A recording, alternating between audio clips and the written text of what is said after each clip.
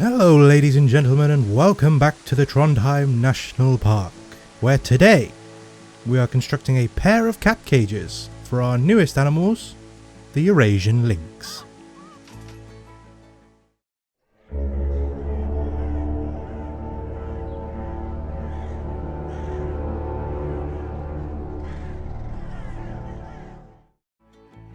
Yes, today we are doing something a little different, with a fully enclosed habitat. And trust me, this one was one of the most frustrating structures to make escape-proof. But we did succeed, clearly, or I would have opened by saying we've unleashed lynx among the population. This is the second of 4 animal species that we have in holding at other locations.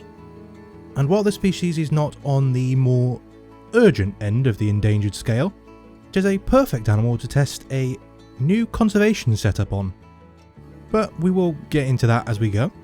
For now, let's start with the obvious. The cage. Now, I've seen a variety of different versions of this cage setup at different zoos and wildlife centres, for all sorts of animals. More commonly perhaps for birds or monkeys or lemurs, but also for some big cats and other strong climbers for sure. As it's my first enclosed habitat, I didn't want to overcomplicate the design. So for the most part this is a very rectangular shape, or at least the foundation is rectangular. The silhouette is hopefully a bit more artistic. Certainly from a couple of angles it has something about it. It's built into the side of the mountain. Now, as I said in the last episode, I want to use the terrain as much as possible. I'll adapt it to fit what I need, but as much as I can, let the landscape guide the direction I'm taking. Now this enclosure, or these enclosures I should say, have an indoor area as well as an outdoor caged run. So to make life a little easier on myself, I made a flat area to place the main building. I also used the building grid to map out the outdoor area, as the downhill slope made having a straight fence slightly challenging. You may have figured by now, this habitat is going to be split, and we will only house females permanently. It's a little bit like the sheep and the goats at the Highland Reserve. We have females who live here, and then a male is brought in from another zoo and kept temporarily to produce offspring. Then the offspring are either kept to continue the process or are donated to other facilities to prevent wild capture, or they get sent to a prep facility where they're raised with wild integration in mind so they can eventually be released back into the population. Unlike the sheep or the goats, however, we have a stricter limit on how many lynx we can have living together. I'm pretty sure it's 1 male, 1 female, so in order to make the most of our male that we bring in, we're making accommodations for 2 permanent females to live separately. As I say, this is just a test enclosure setup, so it may end up that we have more habitats for more endangered species, depending on how much space they need. But we can worry about that nearer the time. For now, we'll just make sure this works with 2 and doesn't become too expensive. To make sure I got the cage straight, I placed beams on the joins in between where each of the wall pieces meet. This made sure when I placed them down into the ground, they're in a straight line, but also that the cage would be 1 grid square apart between each post. In theory, I should be able to put a 1 4 meter square mesh piece between each post and it would fill the gaps. In theory. The building itself is split evenly, but for some reason I decided to make one side of the cage slightly larger. So to even it out, instead of bringing one side in like a sane person, I decided to make the dividing wall wonky. Yep, by all means, question my decision making, I certainly do. It's not really noticeable from the ground, but when you have a good overhead view it becomes apparent very quickly. The dividing fence was also a source of frustration when trying to make the cage escape-proof. I don't think the lynx were actually escaping this way, but the mesh pieces are so narrow that when the null barrier sits on it, it's like it's on one side rather than going straight down the middle. So as soon as an animal touches it, it's technically outside of its enclosure. The only way around this was to double layer the wall, so instead of having the mesh on the inside of the posts, it's on both sides. Which sealed up one side of the enclosure so I could get at least one lynx in. There were still issues on the guest side for a while. Weirdly, I had intended to record the first side for everything and then just have the other side off camera so that I could save a bit of time in the video. I ended up forgetting to record multiple times. It was a good job there was a backup to work with, or I'd have nothing to show. I'll need to watch that in the future. I think what happens is I record in 1 to 2 hour blocks so the files don't get too big, and I must have forgotten to hit record again a couple of times. My brain has not been helping me out much lately. You might notice as I'm putting in the mesh pieces that they aren't all in contact with the beams. This is something I've noticed quite a bit. If I select one piece of anything really, I can move it straight, following the direction on the line that it's sitting on. But in a group, sometimes it goes in a weird direction with no apparent relation to the object itself. This was, I think, another reason the lynx could escape from this side. Took a lot of playing around and moving things fractions at a time to finally solve the problem. But we got there in the end. I wanted this cage to feel as realistic as possible, which meant building out a frame that could realistically support itself. This is made somewhat simpler as a dividing wall acts as a support in itself, but this amount of wire is deceptively heavy.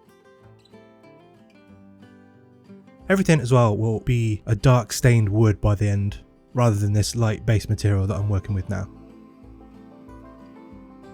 I used a lot of different references for this build from big and small zoos to get the right kind of structure. Thankfully this is a fairly common housing for lynx, which suggests they might be little escape artists. I also found some really nice indoor ones, which is what inspired that area of this enclosure. I didn't go quite as full on as some of those because I have this large outdoor area as well, but there was definitely a need for some enrichment out of the cold. That's not something I've bothered with some of the deer species. The heating, that is.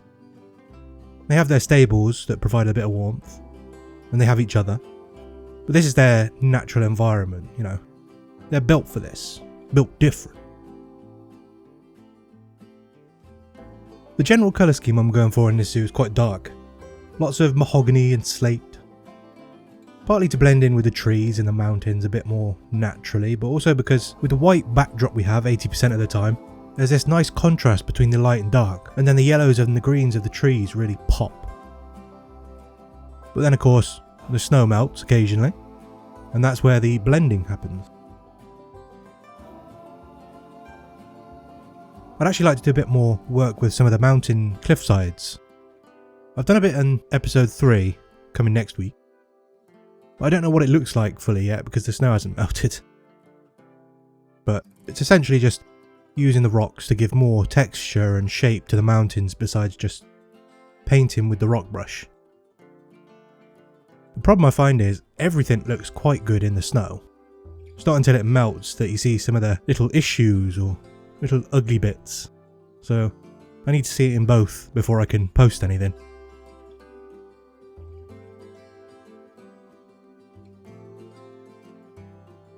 I don't know if you can fully see at any point, but I have mapped out an area, a small area, between the moose and the lynx habitats that will act as an initial central hub for the guests.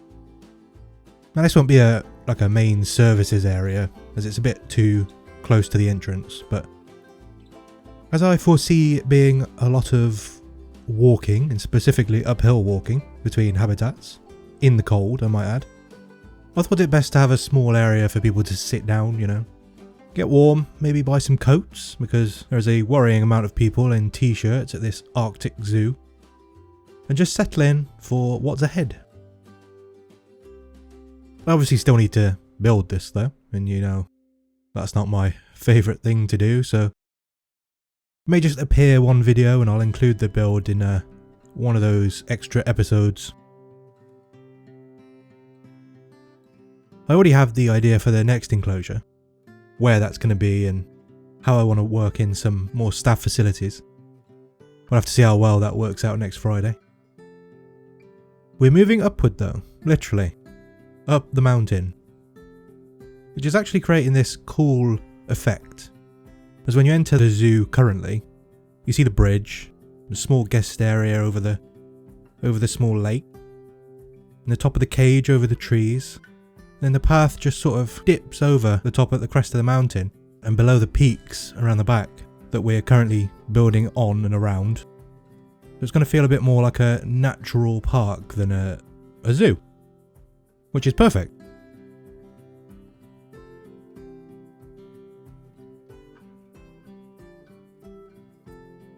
I don't think there's anything particularly special about this cage. It's as simple as I could have got it without being just a cube. I suppose that elevation gives it a bit of something different, but it's very minimalist, very functional. But while I'm doing these in-between spaces between and around the habitats, I will decorate properly because the bare land around it at the moment is not helping with the aesthetic. It's okay in the snow, but when it melts, eh. And as I learned from the alpaca, it's as much about the surrounding scenery as it is about the habitat itself. And you know, there are certain things about a cage that you need to have restrictions on. Like, you can't have things growing too close in reality. I mean, it's probably not a problem for the game, unless there's some sort of glitch for clipping so you can climb on it and get out somehow. But you wouldn't want to have trees growing too close in case it affects the maintenance of the cage. You also can't overfill to affect the sight lines because it's a smaller field of view for the guests. And you've got to make better use of terrain because there's a limited amount of space in the enclosure, in the habitat boundaries. And the things you put in generally take up space that they can then not use, like the stones, particularly these faux rocks, the aquatic rocks. Animals do not seem to like walking over them, which maybe makes sense, but they're small little rubble rocks. And it blocks a big area of terrain for the animals. Both of these cages are on the limit of the space that's available to them. For 2 adults, it's just barely enough. I think I took out one fallen tree on one side, and that was a difference. So, it's the most efficient use of space right now, which was needed after the large moose area, but means these cages are now done. There'll be no more additions or edits once this video is complete.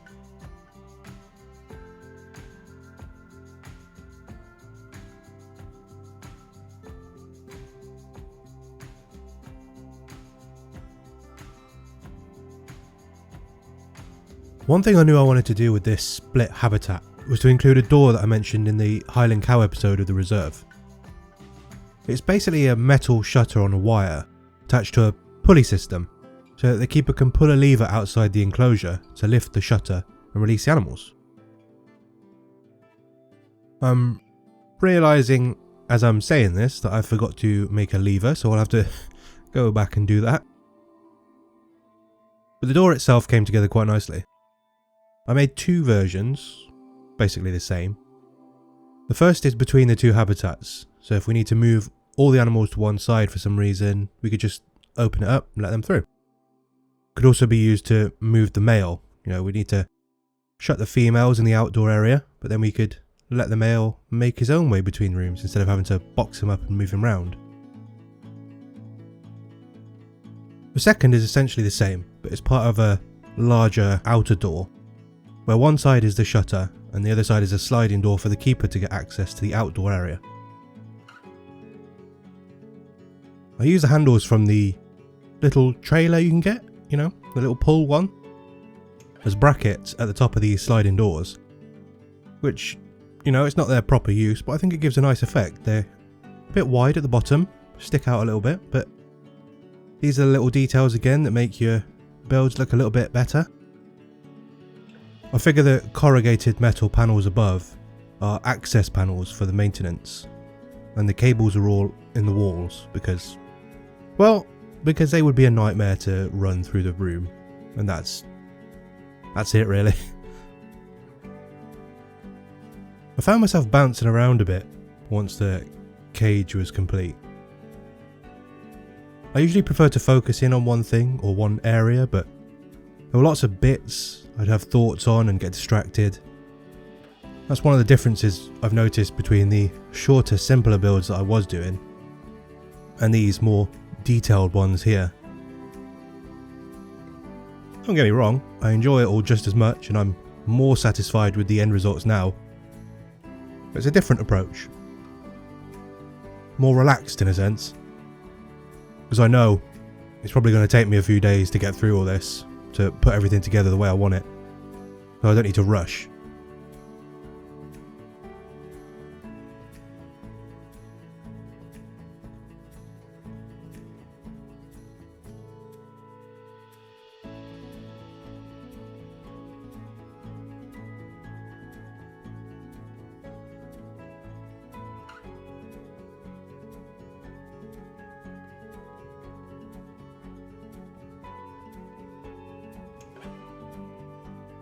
Okay, we can finally get on to the stuff people love to see.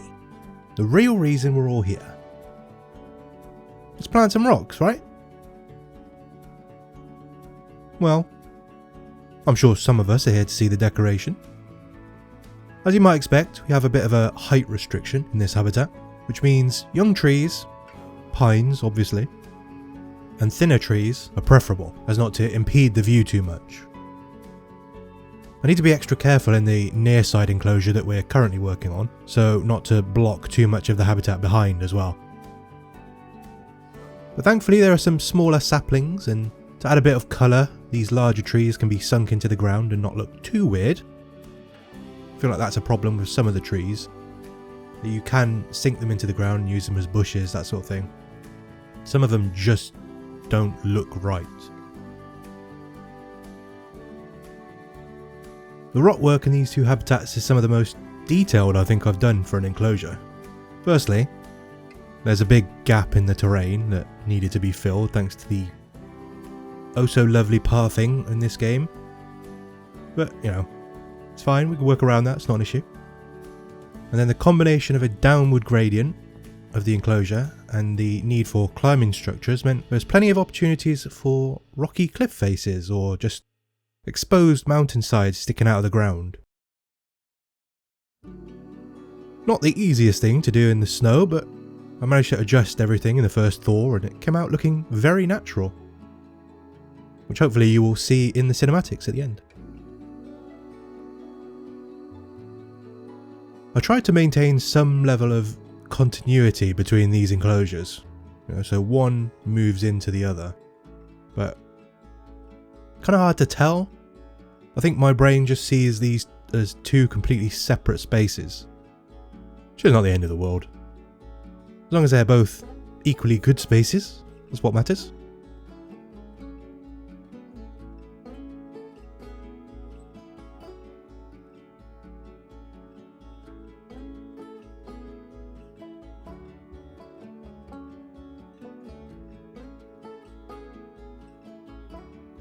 My climbing frames are nothing special. Didn't want to put something so extravagant that it took away from the rest of the enclosure. I say that as if I could build something extravagant. Well, I haven't tried, so I don't know. There's enough for the animals to enjoy, so you don't focus on it too much, your eyes still go to the scenery.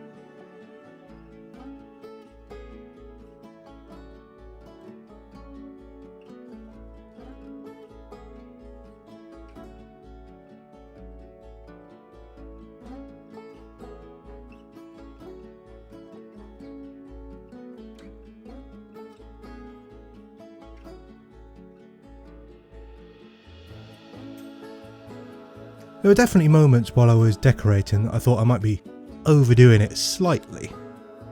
But one good thing about the Arctic foliage is that there aren't a lot of obstacles. It's a lot of grass that can be walked through, so apart from the trees and some of the rocks, there was still an acceptable amount of traversable area.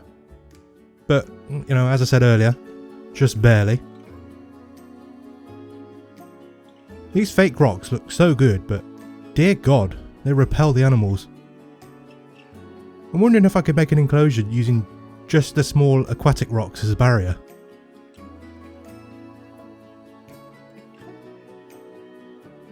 I'm going to talk ahead a bit to the interior area. I mentioned I used some references, but these were like full outdoor habitats indoors, with trees and plants and soil. And while I like that, I went a bit back and forth on how I wanted to incorporate it. I have this great outdoor area and I want them to use that, but the plaster rooms, they need some love, so I sort of cheesed it in my own brain to make it acceptable. You let me know what you think, and maybe I'll edit it a bit later. I used the faux rocks on the wall to make it feel more cave-like. Gave them a raised bedding area with heating. And then put in a sort of soft ground area. I used the loam pieces and then cornered it off with some stumps and then littered the ground with leaves. Now in my mind, the indoor plants are real, which means there must be some soil, which makes sense with the stumps holding it all in. It's probably dug out a bit so that it can be roughly level, and then I wanted some wood chips instead of the leaves. But there aren't any. And the ground looked odd with just soil, so the leaves are the next best thing. I think it looks okay. Maybe not perfect, but it does the job. One thing that I did do on the indoor part was add some lights to the far walls that at night light the rocks on the wall in a really cool, aesthetic way, which you will see in the cinematics.